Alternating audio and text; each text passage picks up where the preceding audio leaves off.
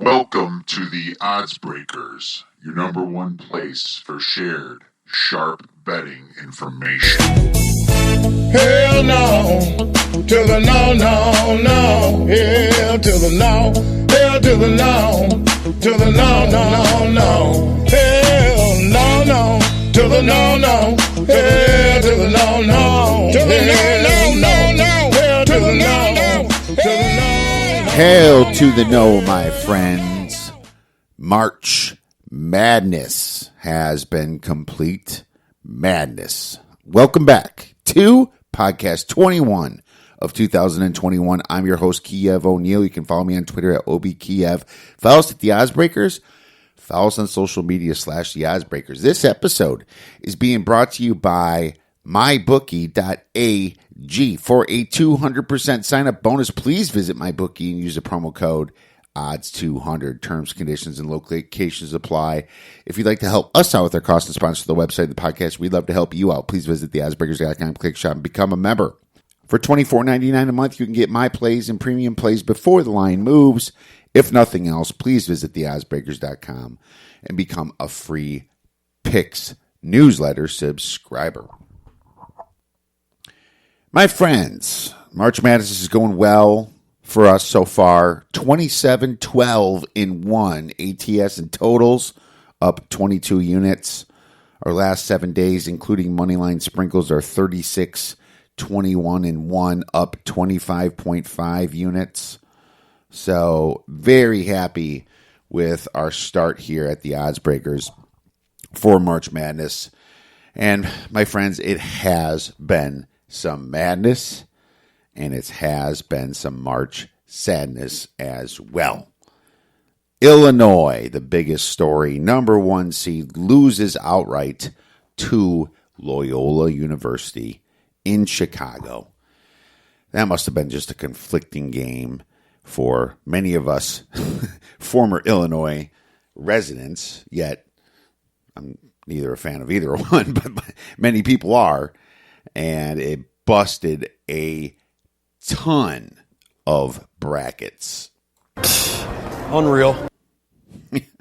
March sadness. You know, unfortunately for me, when that happened, I thought I'd get a leg up in the competition. But if you remember, my Final Four had Gonzaga, Baylor, Florida State, and Oklahoma State, who just lost outright to Oregon State. Unreal. You know, where did Oregon State come from playing like this? You know what I'm saying? And it's not that they're just shooting out of their minds. They're doing everything great. They're beating Oklahoma State in rebounding 22-10 at halftime. Okay? Where the hell did they come from? Pac-12?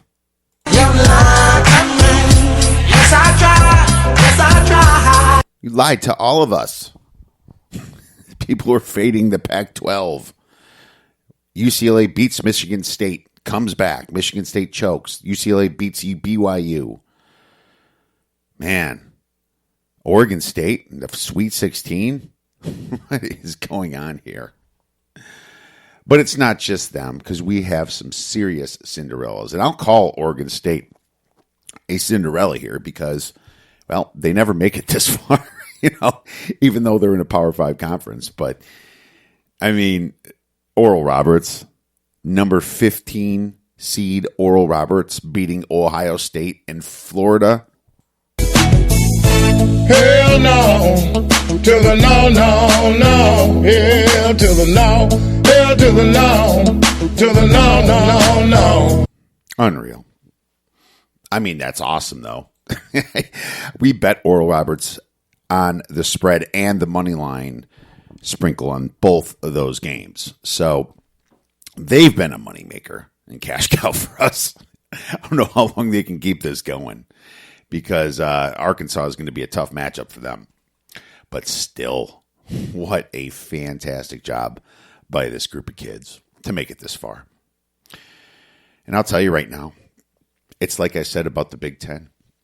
I didn't have any Big Ten teams in my Final Four because they were overrated. The Big Ten is a bit overrated. Wisconsin had their beautiful win against North Carolina, shot their minds out, scored over 80 points, and they pretty much didn't take any of those shots with them to the Baylor game because they couldn't hit the broadside of a barn against Baylor. You know, it's like the team shot out of their minds the one game, and then they completely go right back into the hole the next game. That happens with inconsistent teams like Wisconsin. I almost bet Baylor too. You know, that was one of them. That was one of the ones that I missed. That I wish that I bet. But that's the Big Ten for you. Illinois losing to Loyola. Couldn't hit anything. No player got going for Illinois. Loyola's been playing really well. And when they beat Georgia Tech, I was like, man, this team is pretty legit. You know, I guess I remember too much about them losing to Wisconsin and a couple other teams they shouldn't have. And then all of a sudden they're just hitting everything because they have a great coach in Porter Moser there. So, am I shocked? No, I'm not, because I didn't have Illinois in my Final Four. I am a little surprised, though, that they beat Illinois. I thought Illinois was going to come to the Sweet 16 with Oregon State. Wrong on both. What else do we have? I'll tell you, man. Maryland beating Yukon. I had Yukon in Elite Eights. Lots of Elite Eights in some brackets I filled out. That hurt me a little bit. I was a little afraid of Maryland, and when that spread got to 4, I had to play Maryland. I mean, you know, like, that's pretty disrespectful. Well, I'll tell you this. Maryland's probably the saving grace of the Big Ten right now, especially if Iowa and Michigan don't look good tonight. We're going to discuss some of those games tonight. Just going solo today to break some of this stuff down, give you a few plays that I'm going to make. So, moving on. Who else we got Cinderella looking? USC, Kansas. Nah, it's tonight. Oh, Ohio. All right. Ohio is playing Creighton tonight, and they have a shot of getting to the Sweet 16. They beat Virginia by 1 point. Or was it 3 points? Yeah, 4 points they beat Virginia. It was really close at the end, though. So, I mean, Virginia's just not who they used to be. Yet Ohio, when they get Jason Preston back, has just been playing out of their minds. So, that's another interesting team here. Sometimes it just doesn't matter if your conference is good or bad, right? Because if you're a good team and you're going to hit some shots, if you're going to shoot over 45% in this, it doesn't matter. You're going to beat some teams here, you know? And that's what teams like Ohio are doing, right? I mean, they cleaned up in their own conference tournament. So, props to them playing a really good Creighton team tonight. So, we'll see. We'll see if we have a play on them. Nothing surprising, Gonzaga versus Oklahoma. And, of course, Abilene Christian beating Texas outright. Don't this team deserve a hell to the no? Hell no, to the no, no, no. Hell to the no, hell to the no, to the no, no, no. Damn right they do. Fantastic. They have a tough game tonight. We're going to talk about lots of Cinderella stories so far. And I'll tell you this. The conference that's the most disappointing has got to be the Big Ten because of the expectations. But there's a couple other conferences that aren't exactly blowing it away yet. I mean, the Big 12 losing West Virginia and Oklahoma State is pretty serious, right? And Syracuse, an 11 seed, is not a Cinderella. But Jim Boeheim, he knows how to get his kids up for a tournament, doesn't he? right? I mean, jeez. I mean, if it wasn't for North Carolina, the ACC would look great right now. Just because of Syracuse. We'll see what Florida State does tonight. But Q's did their job. Georgia Tech didn't, but hey, they lost Moses Wright, which was awful before, right before the game, day before, whatever it was, that announcement happened. But the ACC still has Florida State in there. The ACC still has Syracuse, so they're holding some water. But that's about it. I mean, the ACC was kind of a fade team coming in, or fade conference coming into this thing anyway. So I think they kind of held to exact expectations with that Syracuse win. Now, the Big Ten only has Michigan, who's playing tonight, Iowa, who's playing tonight, Maryland, who's playing tonight, and that's it left out of 9 teams that got into this tournament. Rutgers had their opportunity to beat Houston, and at the end, they choked it away. We are on Rutgers plus 8.5 or whatever it was, and we hedged back a little bit at half, pushed on that one on Houston because they only won by 3. But, I mean, that was just an ultimate crushing letdown there. But they are who we thought they were. My friends, lots of madness going on this March. And we're going to be with you thick and thin, probably about 3 podcasts this week, covering this one to cover these games and at least 2 for the Sweet 16 rounds. So we're going to be up there doing that. We're going to have Better Odds Sports Betting back with Kyle later this week as well. So we're still rolling here at the Odds Breakers. Just because you have a bracket busted doesn't mean you can't cash on some of these games. So let's kind of get into these games a little bit. And I'm going to give you a couple plays. There's obviously premium plays that I'm reserving just for premium members, and I'll probably say a lean or nothing at all. But let's kind of get right into this. We'll start with Oregon versus Iowa, and this is about a 5 to 5.5 point spread. Iowa seems to get the money. 51% of the tickets are on Iowa, but 60% of the bets. I'm a little surprised at that just because of how well the Pac-12 is doing in this tournament. I would think that Oregon might get a little bit more love here. I have a lean to Iowa in this, and it's because they play fast and can get margin, but I don't know what Oregon really is, I mean, that Oregon State loss in their Pac-12 tournament is looking a lot better than it was before, isn't it? And before that Oregon State loss, Oregon, with a very injured team, won 11 of their last 12 games. Okay? I mean, this is a dangerous Oregon team. They rank 18th in the nation at shooting the 3, 57th in the nation at shooting 2-point percentage. Their defense is getting better. Yeah, this is a dangerous Oregon team. And you have Iowa, of course, 9th at 3-point percentage at 38.8%, 52.6 at 2-point percentage. Iowa plays pretty fast. Oregon is probably pretty average at playing, but I could see a very high-scoring game here as well.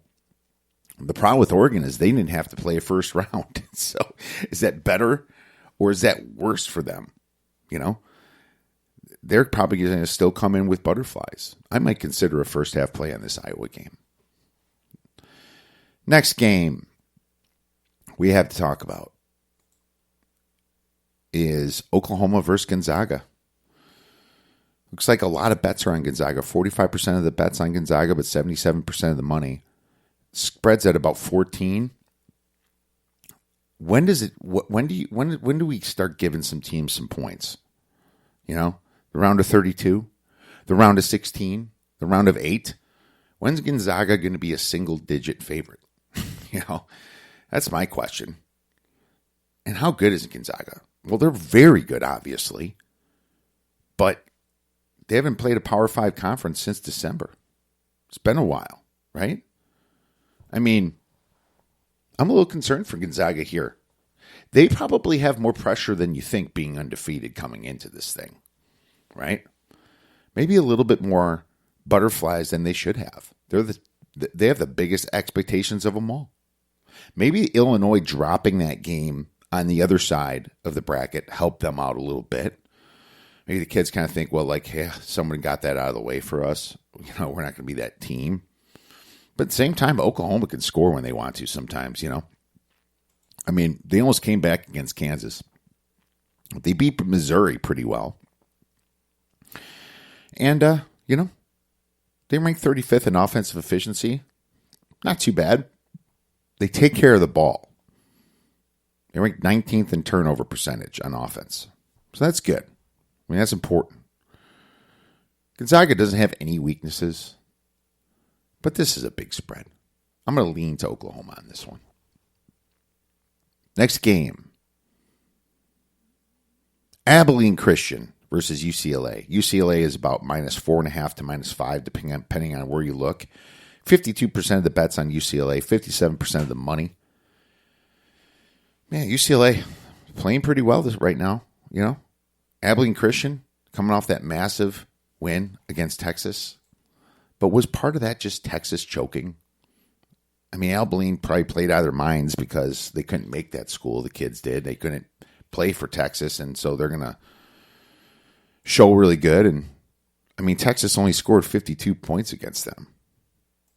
You know? Abilene Christian plays good defense. They have a couple tall guys. Colton Cole, 7-footer. Joe Pleasant, 6'8". You know? That helped them.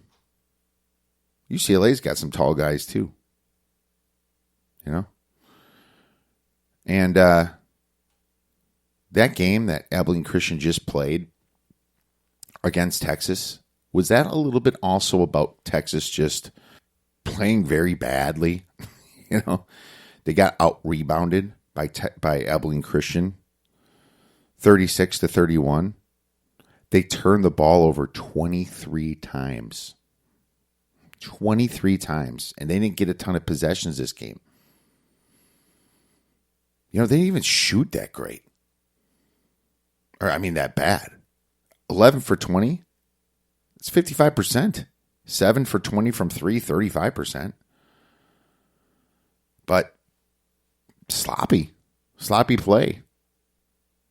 Abilene Christian won the possession game there. And that's what's going to happen if you're going to play sloppy. It was a slower paced game. Very low score. 105 points it got to. It's weird because Abilene Christian plays a little bit faster. So I find that interesting. I don't think UCLA plays really slow too. If it wasn't for that, I would start looking at UCLA. But I am concerned that they kind of do the same thing, you know. So I haven't played this game yet. I'm not sure if I will be. Next one. Ohio versus Creighton. Plus 5.5. The total is, let's see here, 148.5. Ohio's getting some bets from the sharper side. 37% of the bets are on Ohio, and 60% of the money is on Ohio. You know, public's going after Creighton. Well, Creighton's a little bit of a flawed team, as we know. I think they're still pretty good, but they barely won that game against UC Santa Barbara by 1 point. I'm not sure if UC Santa Barbara is better than Ohio. You know? They're not. They're ranked better on KenPom, but they're not. You know? Ohio is hot right now. They're shooting out of their minds. They rank 14th already, well, all year in field goal efficiency.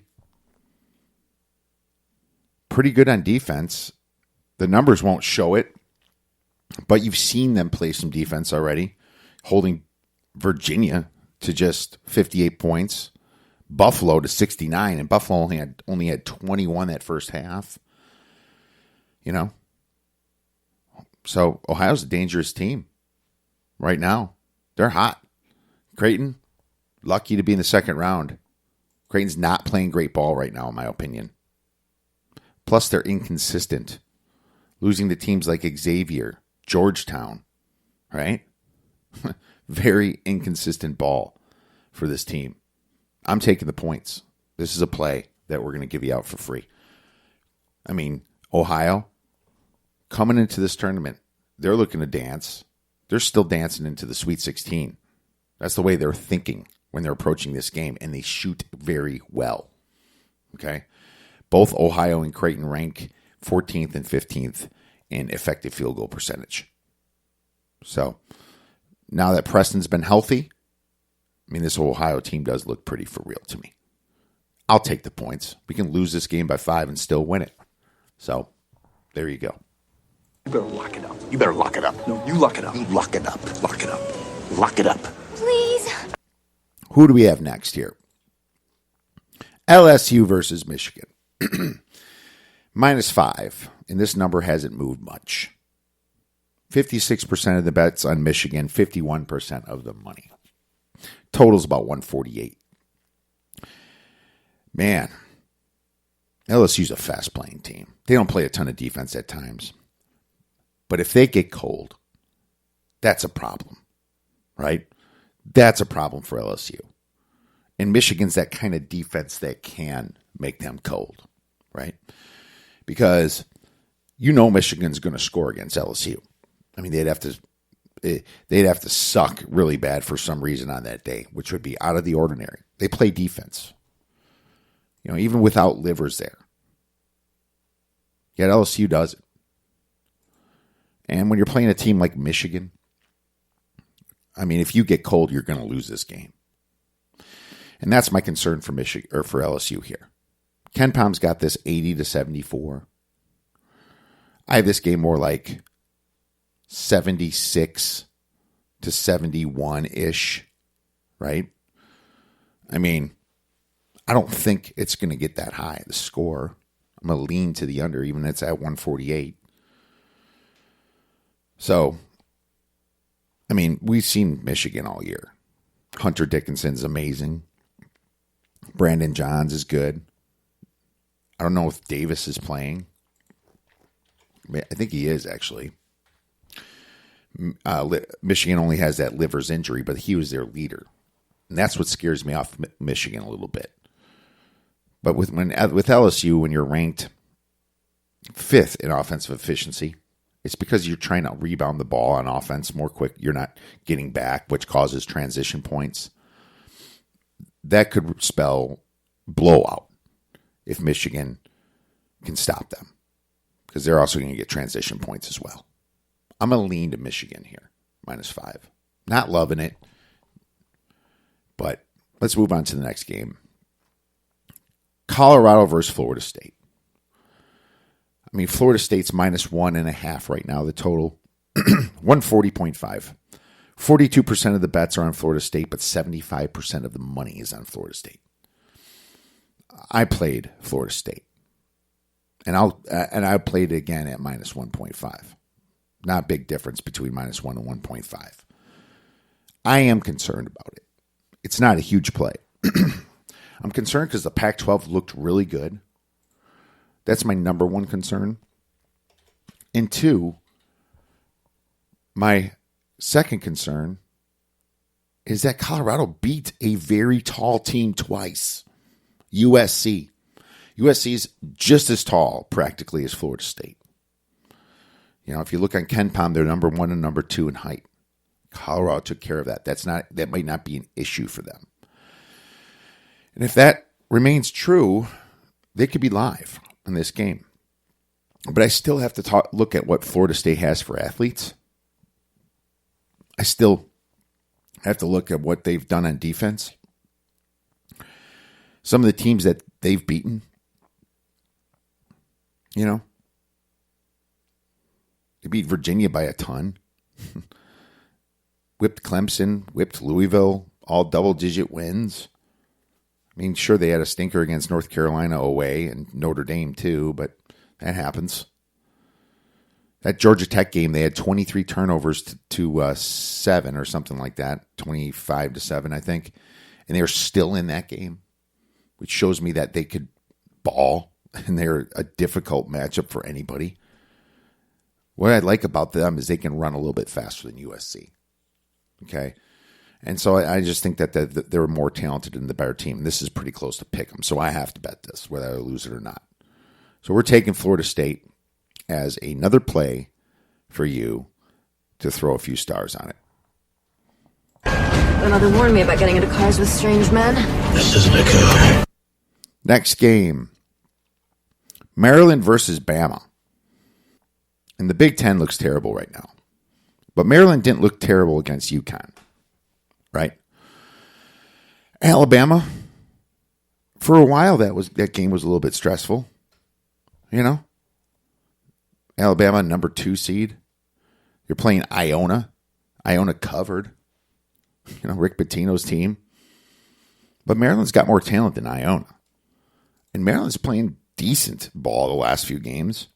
I mean, they did lose to Michigan, right, in the Big Ten tournament, but they beat Michigan State before that. They beat Yukon. You know, Maryland's a pesky team. A lot of people are fading them because they're only 6 for 9 as a dog, but they just seem to get up a little bit against other conferences as a dog, you know? Yes, they had it rough in the Big Ten. I mean, who didn't have it rough in the Big Ten? But coming as a dog against Alabama, they're going to look at it like, well, what do we have to lose? You forget about Maryland, right? They're kind of ignored. Guys like Aaron Wiggins, guys like Eric Ayala, right? Daryl Morsell. You forget about these guys. Yet they're pretty good players. And Alabama's a really good team, of course. Fast, great coaching with Nate Oates. But to be honest, their shooting isn't that good. Effective field goal, 51.3%. I mean, their defense is ranked second in the nation at 86.7. I believe it's up there. Could be right. I mean, SEC is pretty good. It's a little bit better than I thought it was anyway. I mean, Missouri looked bad, but, you know, Arkansas is fine. Alabama's still fine. You know, but we'll see if they win or not tonight. But, you know, the SEC, LSU is still alive. So there you go. I mean, Florida lost and Missouri, right? They didn't have a ton of teams in the tournament. So, yeah, I don't know. I think this feels like it's a few too many points for this game because Maryland's going to kind of look at it and be like, well, if you're going to disrespect us, here we go. That's my opinion. Plus, Maryland has a better shooting percentage than Alabama. Maryland shooting 52.8 effective field goal in a tougher conference, and Alabama shooting 51.3. So maybe Bama's defense does help them cover the 5.5 points here, but I have to disagree with the sharp money, and I'm going to be taking Maryland here. And I think, you know, if you're leading at halftime, this is one of those situations where you can possibly hedge back at half and see if you can go for a middle. Throw a couple stars on that one. The only thing I'm addicted to right now is winning. All right, my friends, what do we have next?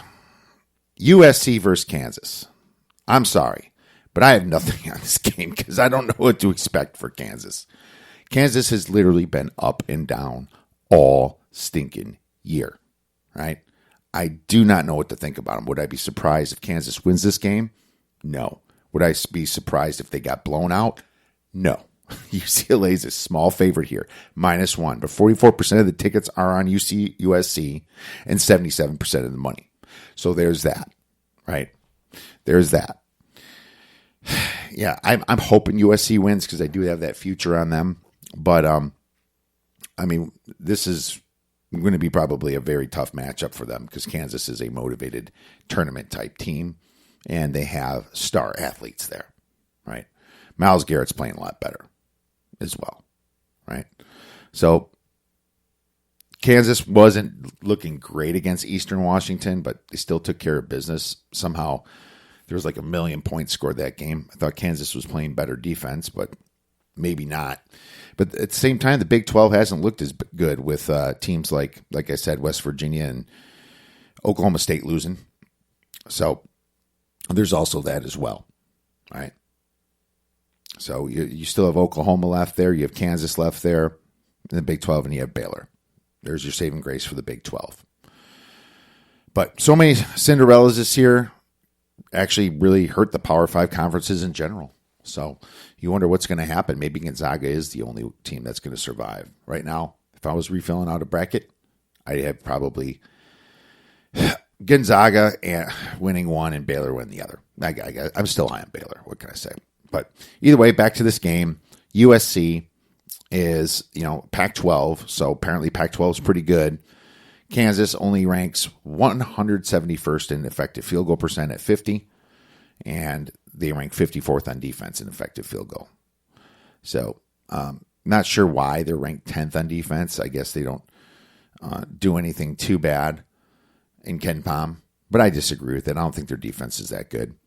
And USC is ranked 8th on defense and 22nd in offensive efficiency. USC shoots the ball 52.2%. Maybe I'll have some small money on USC anyway. That's what I'm thinking. They can't hit free throws, so I'm glad it's not a big spread. They only rank 328th in free throw percentage. But that's all the time we have today, my friends. But tune in all week because we'll be covering basketball and March Madness for the rest of this week, including into the Final Four and championship games. Thank you so much for listening to this podcast, my friends. Have a great rest of your week and go get some winners.